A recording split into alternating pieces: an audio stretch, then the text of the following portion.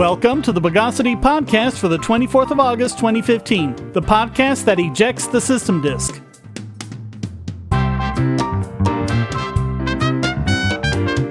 This is your host, Shane Killian, and my voice is not doing very well today, but thankfully I have Charles Thomas joining me. Charlie, welcome back to the podcast. Hello. Let's remunerate the news of the bogus. And this first one this is one of those things I wouldn't have ordinarily covered, but there's one aspect of it that I think needs to be attacked, and that's all of these self-righteous comments about people regarding the Ashley Madison hack. Yeah. Oh, yeah. I heard a bit about this too. I can see some people who have been, there's a lot of people who are self-righteous are going out there. Yeah, and they're saying like, oh, they're cheaters, so they deserve what they get. Well, look, I've been cheated on before, and I know how it feels. Not by Heather, not by my darling Joey, but, earlier in my life, I've been cheated on. I know how it feels. But let me tell you my story. After Joey died, a few years after that, I was kind of ready to go back in the dating pool, and I signed up for a bunch of dating sites. And Ashley Madison was one of them. I didn't really get what the site was about. I was just signing up for these sites, and I looked around, and I decided it wasn't for me. And a while later, I said, okay, I'm just going to go and clear out a lot of old accounts. And so I was just going to websites I didn't want to be a part of anymore and deleting my account on them. Turns out, even though on Ashley Madison it's free to create an account, you have to pay them $90 to delete it. Wow. Yeah. So basically it costs you money just to delete the entire account. That's insane. Well, and not only that, but they found in this hack that a lot of the information in there is from those deleted accounts. So they, quote-unquote, deleted the account, but they didn't clear it out of the database. Yeah, and I saw a video about this. I think it was Mr. Mediocre. I can't pronounce any names. I'm sorry. He's basically said that, the same thing. He said this data, even though people paid to delete their data, it was still there.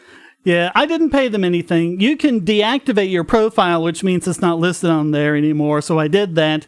And then I did what I kind of thought was the next best thing. I went through all the fields and I generated random characters and just put up random characters in all the fields.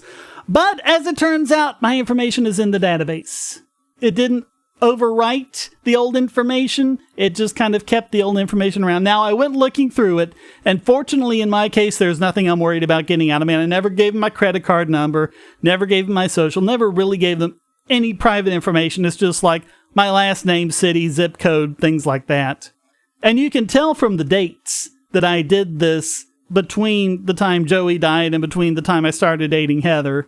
So in my case, I'm not worried about anything getting out, but other people, they might have put in their credit card numbers, they might have put in other private information they don't want getting out. So even if they're not cheating, all of this stuff is at risk, not to mention identity theft, things like that. I mean, okay, cheaters are bad people, but do they deserve to go through the whole thing with identity theft? No, but personally though, cheaters and everything else should be handled in-house. That's what I feel like. It should be handled with their significant others and such. But then again, it's funny because, you see a lot of other noticeable people on that site and such, politicians, so-called celebrities and everything. Oh, there's lots of .mil addresses on there, which is scary. It's not really radical stuff because, it's been going on. I mean, if it wasn't Ashley Madison, there was other stuff there too. People using Craigslist. People using, heck, I wouldn't be surprised. People used eBay or something like that. Any social media, really. Yeah, Twitter, YouTube, everywhere. So, it's just another big thing. But there's something else to keep in mind. You know how when you sign up for a site and they send you that email confirmation and say, if this really is your email, click this special link and we'll know it's verified? Yeah. Ashley Madison didn't do that. Wow. You could put in whatever email you wanted. You could easily make an email account. Yeah. It's the easiest thing out there. Oh, yeah. If you're really trying to hide who you are, you can go to Yahoo or somewhere, create a new email account just out of nothing, and then no one knows who you are. But the people like me who didn't have anything to hide and just went on there and used our regular email addresses, well, now potentially you've got this information that's been hacked. And I see this whole thing about, oh, we're doing this to get the cheaters. We're doing this to get the cheaters. I kind of have the same opinion about this as I did out of the hack last Christmas that was against, I think, the Xbox and PlayStation networks. Yeah. And they went through and took those down. They DOSed them. And they were saying, well, we did it so people would spend more time with their families. No, you didn't. You did it because it's fun to hack things and you get an ego trip seeing all this stuff in the news about it being taken down. And everything else is just an excuse. I agree with you there. So, it's the idea of saying, yes, I did something and there's no consequence behind it. There's no consequences behind this type of behavior. In the end of the day, it just cause, someone else's livelihood or someone else's safety. You put that in danger. Yeah. Well, and it's not even, you could say like, well, the cheater deserves what he got. Well, do the kids deserve to lose a father or a mother? What about the boss who looks through this? Oh, you're a cheater, so you're fired, even though it shouldn't be any of his business. Did he deserve to lose his job, even if he wasn't really cheating? Now, this is what you have to think about, and this is a big reason why the ends do not justify the means. Yeah. Cheating and all this type of skullduggery needs to be kept in house. And I really, at the end of the day, these people are going to have someone to answer to. And on top of that, what about the people who are in gay relationships? Something that I was talking about in the forum I go to say, what about the people who in countries, mostly in the Middle East, who did use this website, who had like homosexual relationships? Yep. And now they're being outed as homosexuals. Yeah. People are going to probably be killed because of this. Yet they have to really realize there's going to be really serious consequences, and people are going to probably pay for their lives because of this. They need to realize that, hey, people are going to die because of this. I see why people are like, hey, these people are cheaters. They're destroying lives in their homes or what have you. I get that point. But when you have to look at the huge big picture about this, and then you kind of look and say, okay, we made a big mistake.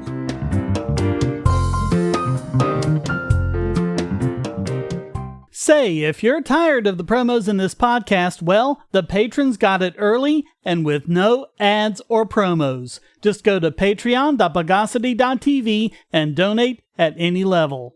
Hi, I'm Dave. You may recognize me from previous Bogosity episodes. However, I'm not here to talk about that. I'm also part of a podcast, the Superplex Brothers Podcast.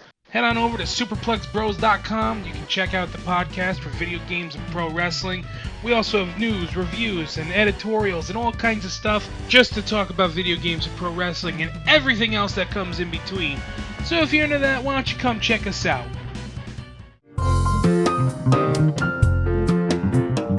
So, from the Your Tax Dollars at Work department, it's come out that the European Union spends £500,000 each year to promote itself. Yeah, you got to spend money to make money, they say. If only it worked that way with government. No, I think self-promotion with government is called propaganda. I think that's the definition. Oh, yeah, that thing. So this is an analysis by Business for Britain, and they found that the EU produced thousands of publications, videos, and other campaigns to promote its values. More than 100 publications, over 1,000 videos, cartoons, coloring books, and other educational materials to be given to children in schools. You gotta get them when they're young, Shane. What was that one Catholic priest or whatever it was said, give me the child until age 7 and I will give you the man. That's a good quote.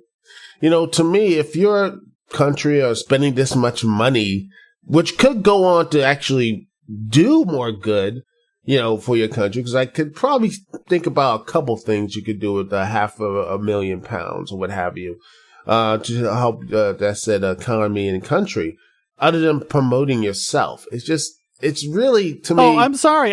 That's £500 million, not $500,000. I misspoke. I'm sorry. Oh, yeah. $500 million. Oh, yeah, $500 million. Oh, how crazy of me that governments will maybe start slashing their budgets and maybe doing a little bit of promotion. But this is something to me, it just seems like really insecure. I mean, it seems like they have to spend all this money to see that we're good. We're doing so much good. We're doing so great. But they're not letting that other actions speak for themselves. If your country is doing such good work, why do you need to spend all this money to say it is? You have to let your actions speak actions speak more louder than any type of propaganda and everything else. Because if you spend more than $500 million in pounds to get your message that your country or group or plan or government or whatever is doing good, there might be something going on here. So according to the chief executive of Business for Britain, Matthew Elliott, quote, "With UK taxpayers contributing more and more to the EU budget, it is staggering that the European institutions are throwing away our hard-earned money on propaganda promoting the European project. Indoctrinating children in classrooms and funding EU-friendly NGOs is a completely inappropriate use of taxpayers' money when budgets are being cut at home. When Parliament debates the EU referendum bill in the autumn, it is vital that MPs prevent the EU from using its huge PR budget to brainwash voters and insidiously influence the result." And they posted a cartoon, just a few panels from it, that they're giving to school children. And I never thought I would see something more disturbing than a chick tract. But this is it. I mean, all the way down to the look on the teacher's face. It's just so vacuous and everything. So, it's stuff like the kid says, "My dad says that Europe is a waste of money." And the teacher says, "It's true that there is a lot of criticism of the European Union, but the way the money is used on something like 280,000 projects every year is watched very closely. There is less than 1% fraud," and you can kind of imagine how it goes from there. Yeah. That's no. Just no. I grew up during the Cold War, and this is exactly the same kind of thing the Soviet Union produced. It's not propaganda when we do it. Yeah. Yeah, if a pharmaceutical company was spending this much on advertising or whatever, you'd wonder what was going on. Yeah, but it's the government, and people will say that's cool. They're okay with that. It's is it cognitive dissonance? Dissonance. That's pretty much what it is. Dissonance. Yeah, dissonance With an N, not a D. Well, a D at the front, but not the other. Again, it's like private companies using this much money. How dare they? Government using this money, doing the same thing. More than the budget of Coca-Cola. Well, they have to. Because if they don't, how can they spread the greatness of government and everything else? Yeah, and they were really thorough with this report. They went through line by line, and they established that what was spent directly on promotions and communications amounted to £560 million. However, that doesn't include promotional activities that are a part of a larger budget that doesn't even show up in that figure. And according to Business for Britain, they spent £3.1 billion worth of things like, quote, "corporate communication of the political priorities of the Union." That's similar to an analysis that was done about 10 years ago, which said they had spent $2 billion on promotional activities. So it's like one of these government projects. It just starts small, but it keeps getting bigger and bigger and bigger until it doesn't even seem to have started that small. I think it's always been big. Yeah, well, small relative to size to what government spends anyway. Mm-hmm. It gets small and then it gets bigger and bigger to a point that you just sit there and you're like, wait, why is this much money again? And they just forget why. They just keep feeding the beast or what have you. And it's also things like they gave £10 million to lobbying groups to promote additional union powers. Of course, hey, just give the money to the lobby groups. Just give the money to them. Heck, become a lobbying group. That way, at least the government will actually listen to you. Because honestly, as a regular voters, they don't really care. Well, you have this spokesstooge for the European Commission saying, quote, "Providing the public with information on policies is an obligation in all democratic systems, which applies to the European Commission as much as it does to any public authority or government. The European Commission funds activities to increase awareness and people's understanding of the EU and its history, such as a remembrance of Europe's past." And haven't we talked about before how they're trying to get Google to forget the past and take down all these links to news items that people don't like? But well, it's the past they want, the past they want to remember. Quote, "For example, it is notably through the Commission's main communication program, the Europe for Citizens program, that the European Commission has supported projects like the Auschwitz Holocaust Remembrance Museum, which would not have been able to stay open were it not for EU funding."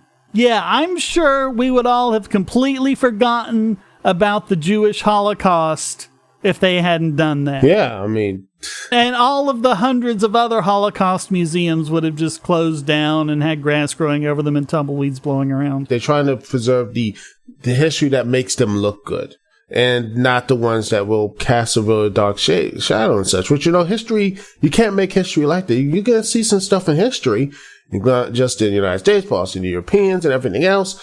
Everybody in all the world history has some really bad baggage on it. All of it. And we have to look at it all and make sure we don't do the same steps again. The old saying, it's best to learn from history or you're doomed to repeat it. And they're not going to take that lesson over in the EU. They're just trying to delete the history, saying, well, it's only the good parts and not the bad, so we won't learn anything. And, and they will keep repeating the bad stuff. If you're on the Wi-Fi in a coffee shop or hotel, anyone on that network can get your traffic. Do you really trust all of those strangers? For that matter, do you really trust your ISP? A VPN can protect you from prying eyes, disguise your location, and even foil government censors. It's essential in this day and age, so go to vpn.bogosity.tv and you'll be taken to BoxPN. Starting at just $2.99 a month, you can get unlimited high-speed connections to VPN servers all over the world, and they don't log connections, so your privacy is assured. Traveling abroad, just VPN home, and don't worry about what those other governments are doing. Back at home, stop your ISP from traffic shaping and messing with the quality internet access you're paying good money for. You can connect from multiple machines at once, including your smartphone or tablet, and it supports all the secure standards, including OpenVPN and SSTP. Bypass censors and surveillance with your own secure VPN connection. Go to vpn.bogosity.tv.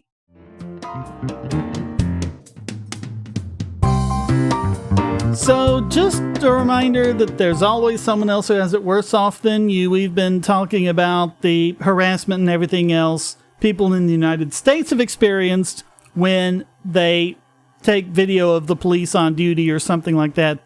Well, in Spain, a woman was fined for posting online a picture of a police car parked in a handicapped spot. How dare she? You know, Shane, because the police are they do everything. I mean, they need that handicapped space for a reason. Yeah. Because it was for a part of a crime scene or something. Yeah, they have an excuse down here somewhere. We'll get there. But she was fined 800 euros, which is about $900, for posting this photo. She took a picture of, it's not like she followed a cop's, private car to somewhere he was going and posted pictures like to harass him or whatever. This was the actual police cruiser in a handicapped spot where it's not supposed to be. And she posted that to Facebook with the comment, "Park where you bloody well please and you won't even be fined." They tracked her down within 48 hours and fined her. Of course, there are no real crimes happening in Spain. Yeah.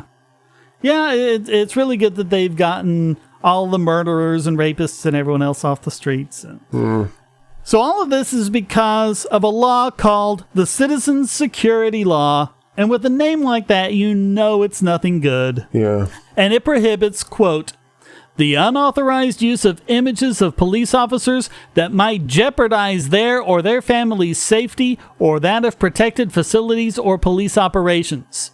How this picture does that is beyond my ability to comprehend. Well, they have to do that, Shane, because the car has a family. They have to protect the poor police cruiser's car's family.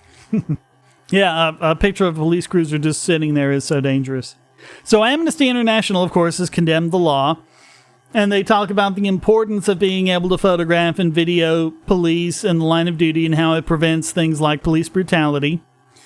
And so they condemn this law, which prohibits that, and the punishment is a fine anywhere from 600 to 30,000 euros. You cannot speak badly of the police. Never. The police are your friends. They'll never hurt you and everything else. Seriously, I get somewhere out there. They're probably looking at some people like in this country looking like, we should get this thing right now because we need something to protect us, because someone's taking videotaping the police beating the crap out of one black, white, or whatever type of person who dares even looks at them wrong. So you also had the spokesstooge for the local police, Fernando Portillo, and he said they had parked in the disabled bay, as they call it, because they were dealing with an incident of vandalism. Okay, so not like a rape in progress, not like something that they had to stop in a timely fashion, just vandalism. And where's the evidence? I want to see the evidence. He just said that in an emergency, the police park where they can. Quick, there's an emergency at the local donut shop. I need to park right next to the handicap places. There's no time. We got to go. And when he was asked how the photo had put the police at risk, he said it was because the officers felt the woman had impugned their honor. How dare she take a picture of the police officer's car? I mean, God forbid that someone with handicap abilities might actually need it. No. The police need it first because, they had to deal with vandalism. And it also prohibits demonstrations, protests, free speech in the vicinity of Parliament or the Senate to prevent an eviction or actions of passive resistance like sit-downs, and offenders can face fines of up to 600,000 euros. I am just so happy this wasn't around back in the 60s because no offense, Shane, because down the South, they would, people over Jim Crow would have looked over this and be like, this is something we need to get into. Oh, there were lots of protests and sit-ins all over the place, and yeah, they kept arresting them, and the courts kept saying, what are you doing? Let them go. But, I mean, you can see the footage of policemen dragging them away because they would do peaceful non-compliance, which nowadays is called resisting arrest, and apparently that's when they start choking you to death. But what they would do is, the person would just kind of go limp, and that would force the police officers just to drag them or pick them up or something to take them away. Now they go limp because after the policeman actually beat them over the head 15 or 20 times. Or tase them a whole bunch. Yeah, but again, and I know people are going to say, well, the police have a rough job, and I will get that. Yes, they do. But once you give the police officers, so much, idol worship on this huge high pedestal to a point that you can't, if you dare to say anything wrong, they shout it down. Because remember, most people who shout these things or put these laws in are the regular people. They want this. The majority of people want this law because they think this police officers are untouchable saints, where they're far from the truth. They're regular people. They are human beings like the rest of us with their flaws and everything else.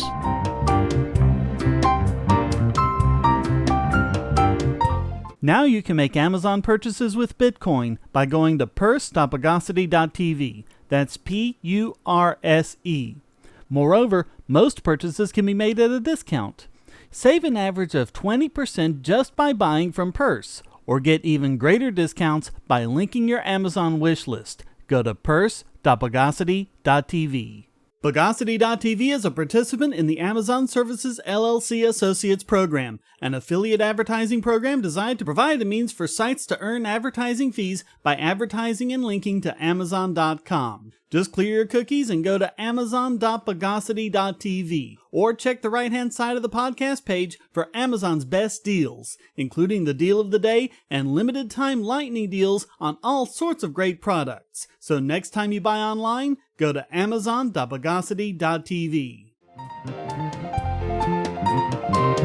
Alright, so there's still more news about Chelsea Manning, the whistleblower who exposed a lot of the U.S. military's atrocities to WikiLeaks, and now she's in prison, and she's been threatened with the death penalty, and she's been tortured with solitary confinement in Kuwait, and again, while in Quantico in Virginia, awaiting her trial.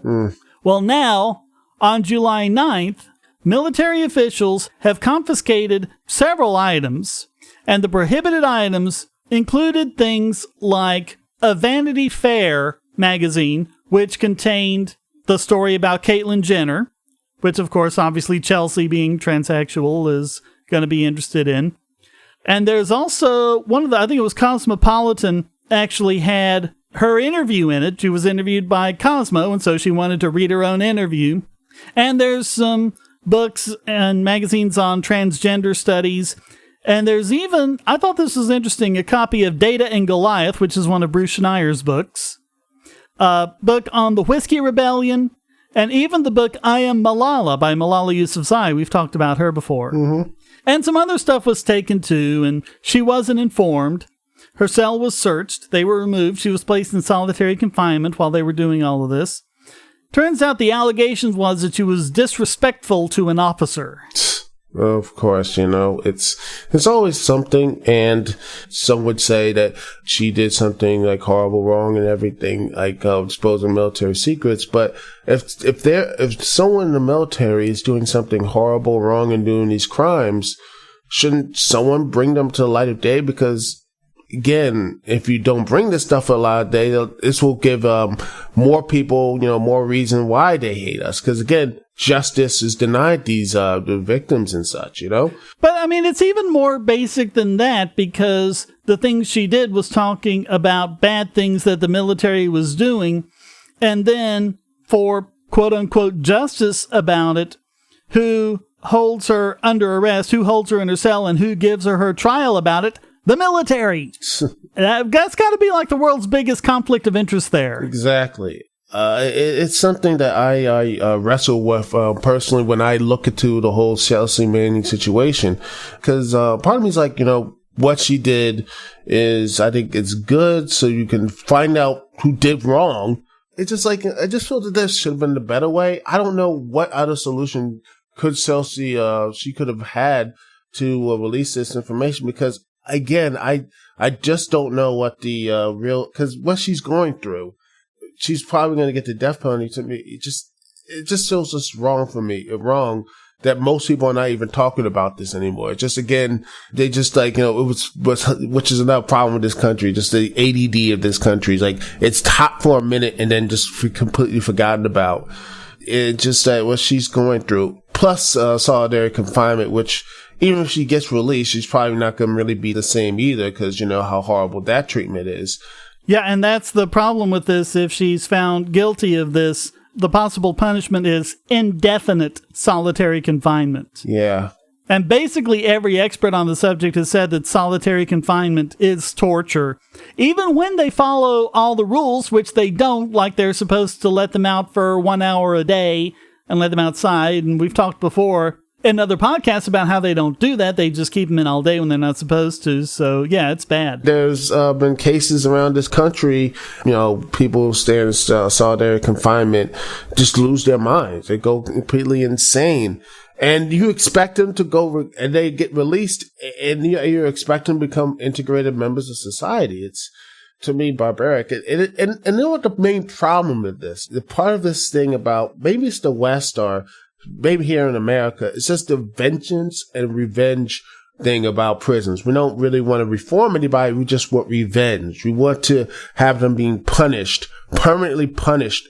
Yes, we're going to make you feel punished every single day for breaking moment, which what you did and everything, instead of actually looking for, say, forgiveness or trying to integrate that person into society. We just want to punish people and just be done with it. And it doesn't work. So the ACLU has tried to figure out exactly what's going on, and the military has denied all of Chelsea's requests to return the reading materials and give them details on the charges, but they have said that she's facing charges for disrespecting an officer, misusing medication, and possessing prohibited items. Okay, we've talked about the prohibited items. The disrespect charge happened when she was being questioned, and she requested a lawyer. Seriously? That was disrespecting an officer. Something that is guaranteed in this country, in the United States. I think even in military trials, you do have a right for a lawyer or an attorney to defend you, right? I mean, that's one of its basic codes in the country. Your right to defense. Yeah. It just seems like they just want to just sweep this under the rug, and it's a shame. And even more ridiculous than that, when someone says misusing medication, what do you think? They're addicted to OxyContin or whatever? Painkillers and such, Yeah, all of that. Nope. It's because she had an expired bottle of toothpaste. Really? Toothpaste. Expired toothpaste. This is getting very petty. Yeah. It's all just petty. And also, not only have they denied her access to a lawyer, they have denied her access to the law library so she can prepare her own defense. So she's not only being forced to defend herself, she's being denied of the means to do so. Again, it's petty. They just want to just crush her and crush her spirit and crush anyone who would dare go against them.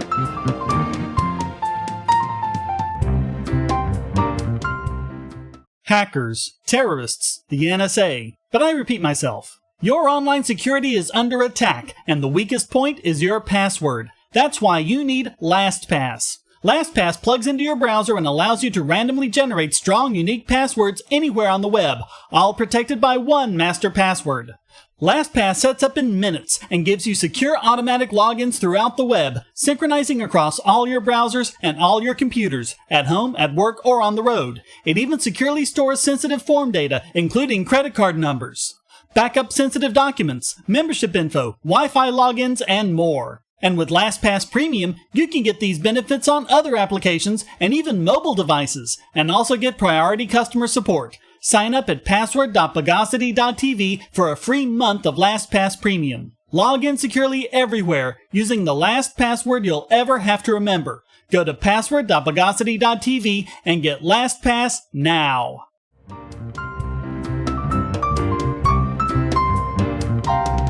And now it's time to tread on this week's biggest Bogon emitter. And this week it goes to the Swedish Federation for Lesbian, Gay, Bisexual, and Transgender Rights, which in Swedish initializes as RFSL. Now, probably the last thing you'd expect such a group to do is to condemn a gay pride march, but that's just what they did. And why? Because since Muslims don't like gays, marching through a heavy Muslim area was racist. Wait, what? Racist. Racist! It's funny because Muslims are part of the most hardcore. Again, we spoke about this earlier about Ashley Madison. It is illegal in these countries to be homosexual. And if you are found out to be homosexual in some of these Muslim countries, you're put to death. You're dead. So it sounds like this real liberal mindset of basically cognitive dissonance. Probably again mispronouncing it. I apologize, but it's like gay people have all these rights, and we should be, they should stand and everything else. But we can't say offend the Muslims, and it just I don't know how they could just walk around and have this type of walking contradiction. It just doesn't make any sense. Well, I think part of it is because it's from the Sweden Democrats Party, which is a nationalist party that they really don't like. But they marched in a gay pride parade through Tensta and Husby, which are two areas where Muslim immigrants are more than 75% of the population. And the Facebook page just has all sorts of angry comments about these xenophobic right-wing nationalists for having this gay pride parade through the Muslim areas. If there's a Christian neighborhood, they'd be like, all in. But Muslims, oh goodness, they can't. It's a walking hypocrisy. And they say, they're tolerant and open-minded. And then supposedly this happens. And you're like, they're hateful saying it's, calling them xenophobic. Like, they're going... Yeah. Well, and they say that this parade pits two oppressed groups against each other. Okay, now, there are some ways in which Muslims have been oppressed in the West and in other places around the world. But on this issue, on the gay issue, the Muslims are the oppressors. Yeah. I mean, heck, our foreign policy has not been good for Muslim countries, absolutely. Sanctions and wars and everything else. And most people with common sense would say that. But in this issue, like a couple months ago, where you had 3 gay people were tossed off of a building in, what was it, Libya, I think, or Saudi Arabia? I don't know. It's one of those countries that did this, and they were cheered. They were like, yes, they were executed. The state let that happen. That's should be something that we should be targeting, changing their hearts and minds. Not going after, saying, how dare right-wing gay people go after Muslims? Like, how dare they? They're being racist. I'm like, if they had their way, the Muslims would kill them. It doesn't make any sense. Yeah, and RFSL, I'm just putting it out there, it's a taxpayer-funded gay rights group, so just whatever you want to conclude from that. But they said that this gay parade through the Muslim areas was racism and, guess what? White privilege. Wow.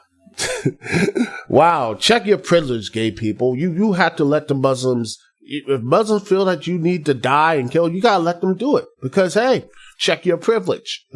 Because you're privileged and they're oppressed. Yeah, they're high on the oppressive wheel. So, sorry, gay people, you have to get killed by the Muslims. It doesn't make any sense. This is something, these are going to be the issues here. The real hate, trust me, there's still people who are misguided here in this country, but at least they're not going to kill you. At least I don't think. So Swedish leftists called for the parade to be banned, as in made illegal, and the organizers to be arrested for, survey says, hate speech. Wow. Hate speech for gay rights. So how dare they? Seriously. They are being killed in these countries, mainly by the state. And they're saying, okay, we don't want to have that. And yet you're coming in and saying that's like, you're basically saying it's a good thing that Muslims are killing gay people. That's what they're doing. Hypocrisy, that name is leftist. And I don't want to really say that, but it's because I know there's some really cool leftists out there, but they need to really check their privilege. Yeah. So that means only the RFSL could be this week's biggest Bogon emitter.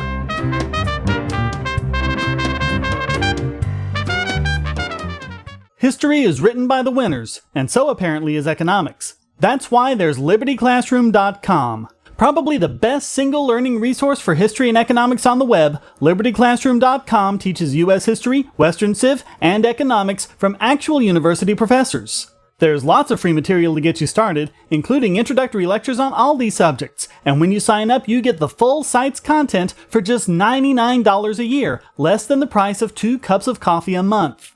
And if you type in the promo code Bogosity in all caps, you'll get your first year for just $88. Lectures are available in both video and audio format, so you can watch or listen to them on your computer, your phone or tablet, or in your car. Learn at your own pace about the subjects you're interested in and become a more effective debater. You'll also get access to lots of supplemental materials and even the professors themselves via the discussion forum and even live video chats. Inform yourself against the myths and propaganda of our society. Visit LibertyClassroom.com.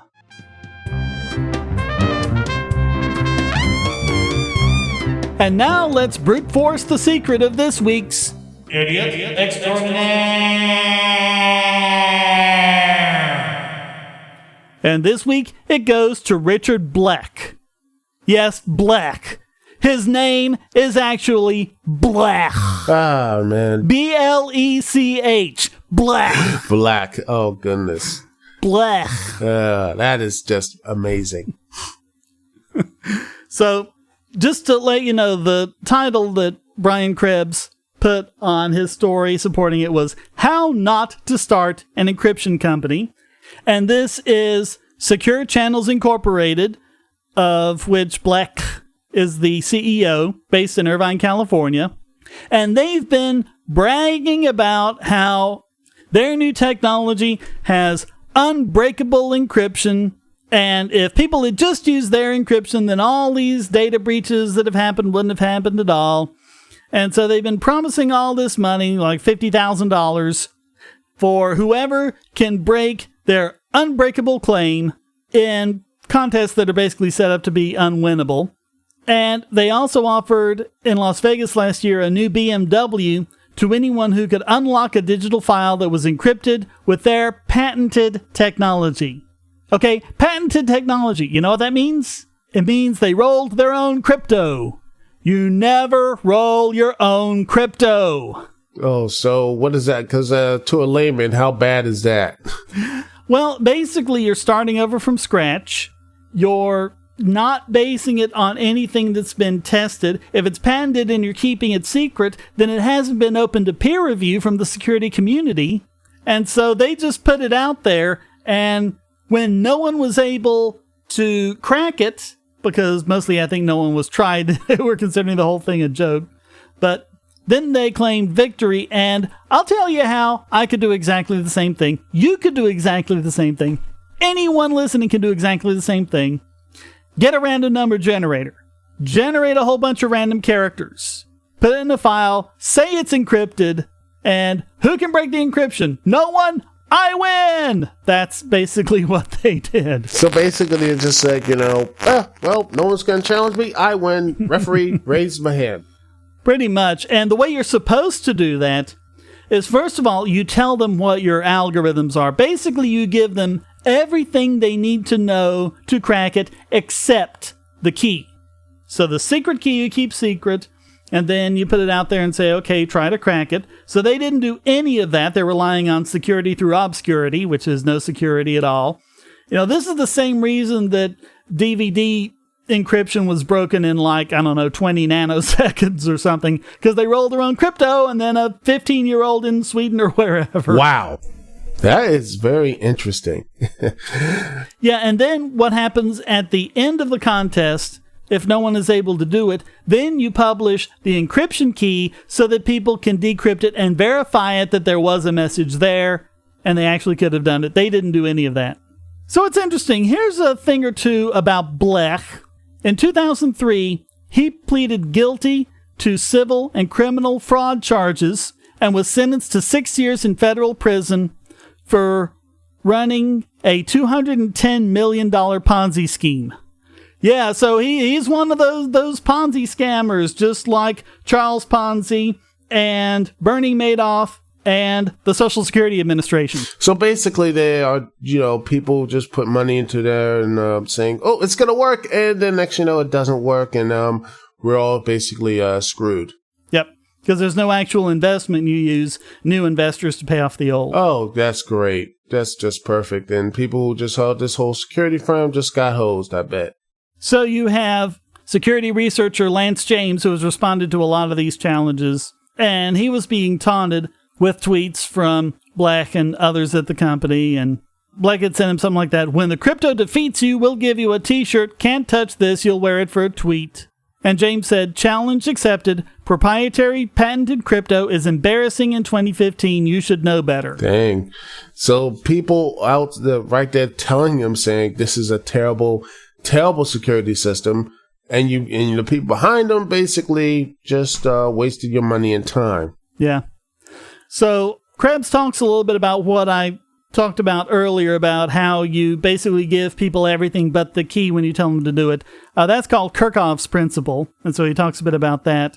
And then James decided that he was just going to let the whole thing go when SEI refused to talk about anything about how their cryptography worked, which, of course, SEI's director of marketing, Deirdre D. Murphy, said that, oh, well, he dismissed the challenge. That means he was obsolete. And when Murphy got a lot of embarrassment for that, she deleted the tweets, but guess what? Krebs has a screenshot. Oh, dear. It doesn't go away. It never goes away. People, the internet is forever. You have to keep saying that. The internet is forever. It will never, ever, ever goes away. So you have Nate Cardozo, staff attorney at the Electronic Frontier Foundation, one of our favorite organizations, basically says that when companies behave that way, they're selling snake oil. Quote, they don't disclose their settings or what modes their ciphers are running in. They have a patent which is laughably vague about what it's doing. Because, the whole idea of a patent is you tell everyone how it works. And yet their chief marketing officer insults security researchers on Twitter, saying, if our stuff is so insecure, just break it. And he said that although there was no indication that they were engaging in actual fraud, like the kind I described earlier, although it is indistinguishable from it, they are engaged in, quote, wildly irresponsible marketing. In the cryptography community, the way you prove your system is secure is you put it up for peer review, you get third-party audits, you publish specifications, etc. Apple's not open source, and they do all of that. You can download the security white paper and see everything that iMessage is doing. The same is true for WhatsApp and PGP. When we see companies like Secure Channel treating crypto like a black box, that raises red flags. Any company making such claims deserves scrutiny, but because we can't scrutinize the actual cryptography they're using, we have to scrutinize the company itself. Alright, so I'm not going to go into the rest of this. You can read it for yourself, but Krebs dives deeper into SCI and its origins and where this crypto actually comes from and things like that, and it's a pretty good read. But basically, we've covered all of the stuff that makes Richard Blech this week's Idiot Extraordinaire!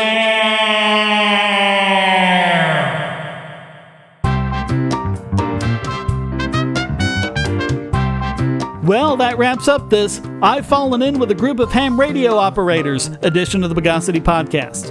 As always, you can come to forum.bogosity.tv to read the show notes and join the discussion. This podcast depends on you to keep going, so please donate using the links at the website or at patreon.bogosity.tv. And feel free to join in by sending a question, statement, news article, or rant to podcast@bogosity.tv. You can even stick it in an audio file if you want.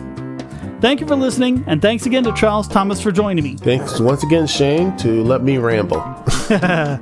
Until next time, here's a quote from Bruce Schneier. Anyone, from the most clueless amateur to the best cryptographer, can create an algorithm that he himself can't break. The Bogosity podcast is licensed under Creative Commons Attribution Non-Commercial No Derivatives 3.0 Imported License.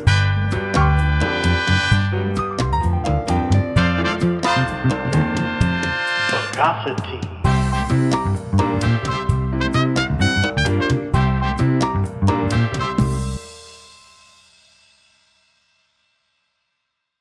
Do you want answers to creationist claims against evolution? Would you like to know more about evolution yourself, or even engage creationists more directly, with actual peer-reviewed sources to back you up?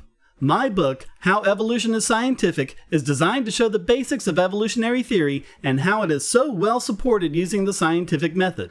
It's impeccably sourced, with references to the actual scientific material, and is arranged using the creationists' own criteria of what is scientific. Using their own arguments against them, see how evolution is scientific, but creationism is not, based on observations, accurate predictions, logic, and evidence. Get answers to common creationist claims, and even a primer on abiogenesis, the start of all life. It's all in my book, How Evolution is Scientific, available at Amazon and on Kindle, EPUB, and PDF as well. Get How Evolution is Scientific and never be taken in by creationists again. I apologize for mispronouncing all the words I'm saying out of my mouth. I never apologize for mispronouncing, and I'm definitely not apologizing for the way I pronounce Blech.